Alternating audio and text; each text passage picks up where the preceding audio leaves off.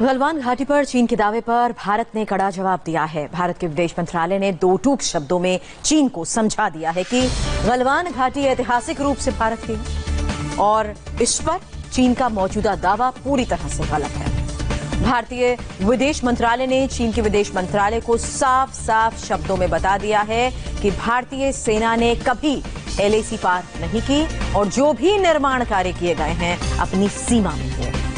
सीमा के अंदर ही भारतीय सेना पेट्रोलिंग करती है। पेट्रोलिंग रोकने के कारण ही चीन के जवानों के साथ झड़प हुई और भारतीय विदेश मंत्रालय ने चीन को कड़े शब्दों में कह दिया है कि इस साल मई के बीच में चीन ने एलएसी पर हालात बदलने की कोशिश की, एलएसी को पार करने की कोशिश की, जबकि 6 जून को सीनियर कमांडर्स की बातचीत हुई थी, लेकिन चीन ने कमांडर्स की बातचीत का सम्मान नहीं किया और गलवान घाटी में 15 जून को चीन की सेना ने धोखे से हमला किया।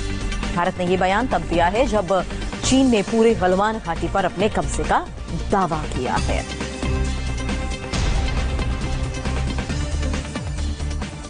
विदेश मंत्रालय की तरफ से पूरा बयान अब हम आपको दिखाते हैं और यहां हम आपको बताएंगे सिलसिलेवार तरीके से कि अभी तक के बयान में क्या कहा गया है। गलवान घाटी पर चीन का दावा बिल्कुल गलत है। विदेश मंत्रालय की तरफ से जो बयान सामने आया उसमें साफ कहा गया है कि गलवान घाटी ऐतिहासिक रूप से भारत का ही हिस्सा है। इसके अलावा यह भी कहा गया कि किस तरह से भारतीय सेना ने कभी एलएसी पार नहीं की है। भारत ने जो भी निर्माण किया है अपनी सीमा में किया। साथ ही यह भी कहा गया कि भारतीय सेना अपनी सीमा में ही पेट्रोलिंग करती रही है। विदेश मंत्रालय की तरफ से यह भी कहा गया कि मई की शुरुआत में चीन ने हमारी इसी पेट्रोलिंग को रोका था और इसके बाद भारतीय सेना की पेट्रोलिंग रोकने के कारण ही यहां पर झड़प हुई थी।